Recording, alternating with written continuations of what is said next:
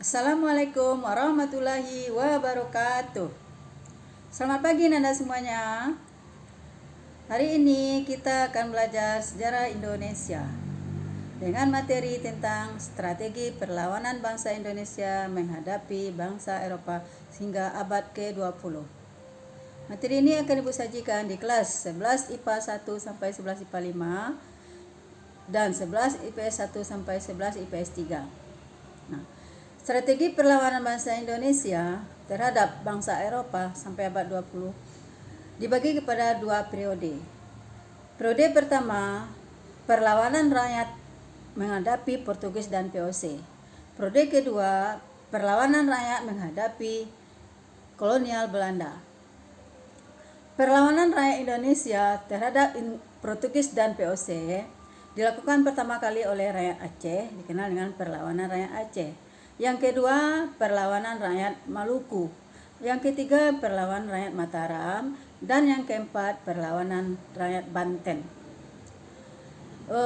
Mengenai perlawanan rakyat Aceh, yang pertama, itu dilatar belakangi oleh keberadaan Portugis di Malaka mengganggu kedaulatan Aceh. Sehingga Aceh merasa tidak nyaman masyarakatnya dan penduduknya. Maka dari itu Aceh berusaha untuk mengusir Portugis di Malaka. Sehingga terjadilah perlawanan atau perang antara rakyat Aceh menghadapi Portugis dan VOC. Latar belakang perlawanan rakyat Aceh. Kedudukan Portugis di Malaka mengganggu perkembangan Aceh. Kemudian strategi yang dilakukan oleh rakyat Aceh menghadapi Portugis di Malaka ada 3. Pertama, Aceh melengkapi kapal-kapal dagang dengan senjata, prajurit, dan meriam. Yang kedua, Aceh mendatangkan bantuan persenjataan, pasukan, dan ahli perang dari Turki. Yang ketiga, Aceh melakukan kerjasama dengan kerajaan-kerajaan lain seperti Kerajaan Demak dan Kalikut. Kemudian Aceh beberapa kali melakukan serangan terhadap Portugis di Malaka. Pada tahun 1629, pasukan Aceh di bawah Sultan Iskandar Muda melakukan serangan besar-besaran terhadap Portugis.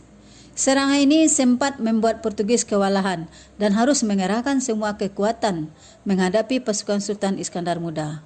Akan tetapi, serangan Aceh ini belum berhasil mengusir Portugis dari Malaka. Selanjutnya, kita masuk kepada perlawanan rakyat Maluku. Perlawanan rakyat Maluku ini ada 2 periode. Pertama, perlawanan menghadapi Portugis. Yang kedua, perlawanan menghadapi VOC. Nah, sebab atau faktor penyebab perlawanan rakyat Maluku terhadap Portugis. Pertama, upaya monopoli perdagangan yang dilakukan Portugis di Maluku. Yang kedua, Portugis mencampuri urusan dalam negeri kerajaan Ternate.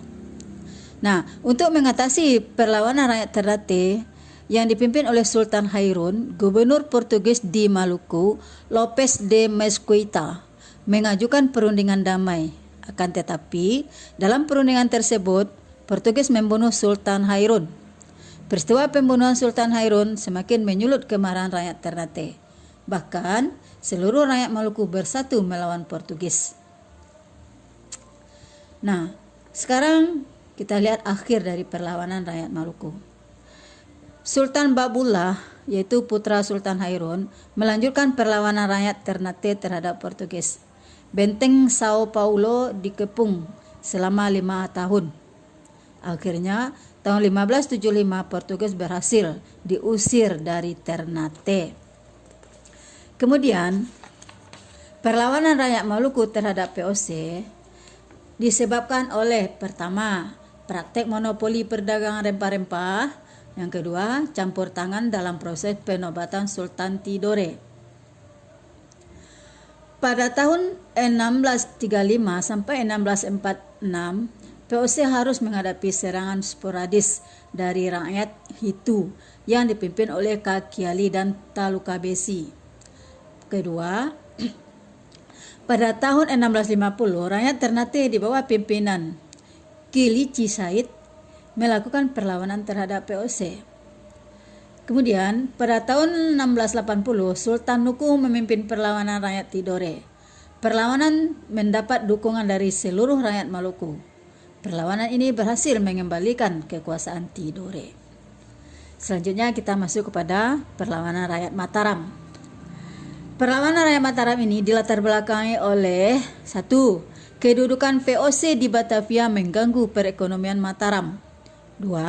VOC melakukan monopoli perdagangan. Nah, perlawanan rakyat Mataram ini terjadi 2 periode. Periode pertama pada tahun 1628. Serangan dipimpin oleh Tumenggung Bahu Rekso sebagai panglima perang.